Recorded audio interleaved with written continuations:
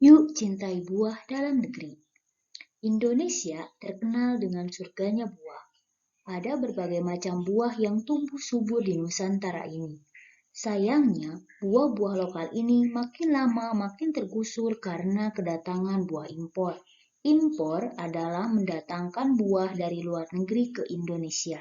Tentu saja, buah yang didatangkan dari luar negeri itu bisa menjadi murah di sini karena buah tersebut didatangkan dalam jumlah besar. Ini dapat membuat buah lokal kalah dalam persaingan. Jangan lupakan pasar tradisional. Hai kawan-kawan di seluruh Indonesia, dalam artikel ini kita akan membahas seputar pasar tradisional. Kita tidak boleh melupakan pasar tradisional dalam maraknya era globalisasi. Contoh, kita pasti lebih senang berbelanja di supermarket atau mall karena suasananya tidak pengap dan lebih nyaman untuk berbelanja dibandingkan dengan berbelanja di pasar tradisional. Apakah kalian lupa, Indonesia dari zaman dulu terkenal karena pemasaran sumber daya alamnya. Dulu hanya ada pasar tradisional yang telah memperjualbelikan berbagai barang, sehingga pasar tradisional merupakan warisan budaya leluhur kita terdahulu.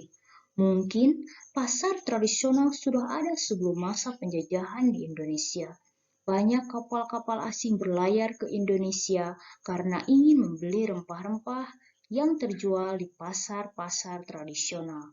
Pasar tradisional tidak akan berubah ciri khasnya secara total. Pasar tradisional tak boleh dilupakan. Mari gunakan produk dalam negeri. Menteri ESDM mengkampanyekan gerakan Aku Cinta 100% Indonesia. Secara serempak, seluruh yang hadir dalam acara tersebut memakai batik dan sepatu produk dalam negeri. Gerakan Cinta Indonesia memiliki arti sangat strategis, tidak hanya untuk menghadapi tantangan krisis ekonomi global, tapi juga untuk membangun kemandirian bangsa di bidang ekonomi. Gerakan itu bukan hanya menjadi kampanye biasa, tapi menjadi gerakan bersama, tidak bersifat statis dan bukan kebijakan proteksionis karena tidak termasuk kebijakan tarif.